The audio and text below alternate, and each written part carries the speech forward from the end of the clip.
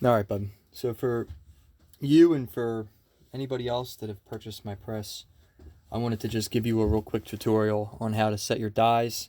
You can find more information on how to set dies on leapprecision.com or on other press websites.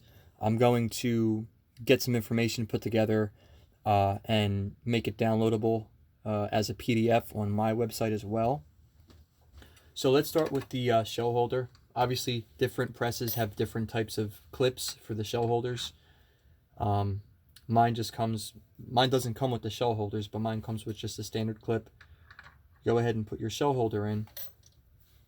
And you can clock it any way you want. You can clock it to the left or to the right, keep it straight, it doesn't matter. So to deprime a standard 9mm, you're going to go ahead and get your 9mm die.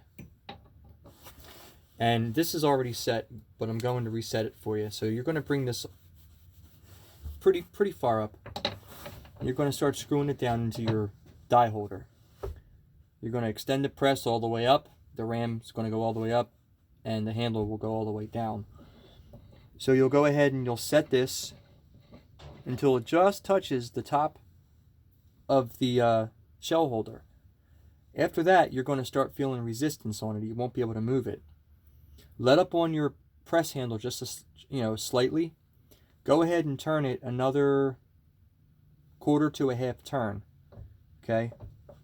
With that being said, you're going to go ahead and put a little bit more pressure on your handle, and you're going to go ahead and screw your die nut down to the top of the press. Just like that. It's going to give you nice tension, make sure it doesn't move. So when you cycle your press, you should be able to see it touching the bottom of your die. Go ahead and you insert a shell, and you can start depriming. Now, if you've already installed your shell kicker, if that's in place, your shell kicker will basically kick the shells out to a container, and you see how I've had these set up. It'll go ahead and kick it right out for you, and you can proceed to load your next shell. You bring your press up a little bit, put your shell in, and proceed to deprime. And you can continue for however many shells you have until your process is complete.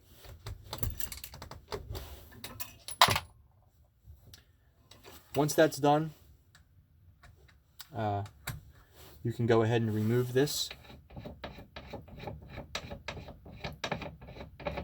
Now this is already set, so you don't have to change these settings at all. Put that aside. You can start on your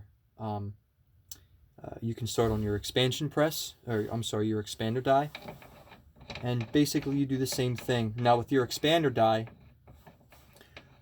this is going to deal with how much expansion you want from your shell casing. So you're going to go ahead and insert your shell casing.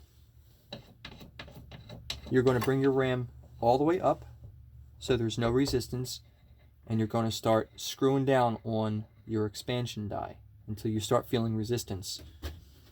Let up on your press, start screwing down about one turn, half a turn to a turn, and you'll start feeling some resistance on the shell. This is when you're going to get a projectile and fit it inside the shell to see if it sticks a little bit. If it doesn't stick, go ahead and turn your die another quarter to a half turn until you achieve the opening enough for the projectile to stay in place inside of the shell. So it's getting there. Probably going to do another quarter turn.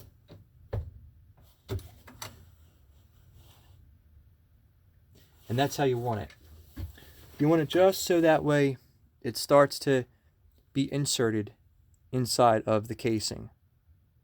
You want a little bit of tension, just enough so that way it stays. There it goes right there. So that's what you're looking for.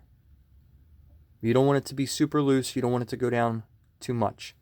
So that's the perfect length you want. After that's done, and you do several expanders, shell expansions, that's preset. You're going to go over to your bullet seeder, and your bullet seeder is basically going to do the same thing. You're going to put your shell in. You're going to go ahead and you're going to start to feel tension. And you're going to see exactly how much tension you need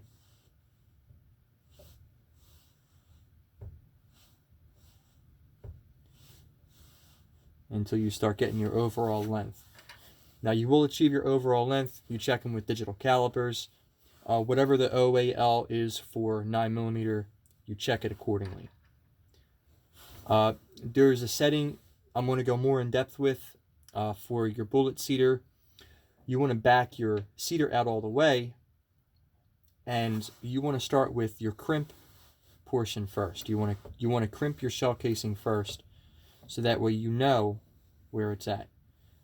And then you're going to back off a quarter turn. Then you're going to start pushing your bullet seeder screw down, and that's going to help start seating your bullet. So that way, when you go through your full motion and everything's screwed down where it should be, when you go to seat your bullet, you're going to crimp your projectile inside of the shell as well, and that's going to give you a nice solid seat. But like I said, I'm going to go more in depth with that. You can also find that information on YouTube and online too. Other people, they explain it a little bit better. It took me about 5 or 6 different videos to figure out exactly what I need to do. So after that's all done and everything is set, you can go ahead and start reloading. You can take your bullet seeder out, and you can go ahead and set your depriming, your depriming and resizing die back in, and you can start depriming and resizing shells. Now with this, these are carbide dies. Most newer dies are, but it's always better to lube your brass first because it does make for an easier transition. So always consider that. If you have some type of case lube or one shot or some type of case spray, it'll definitely save your dies, and it'll make the reloading process really effortless. So give it a try, guys. Hope you guys like it. Thanks for watching.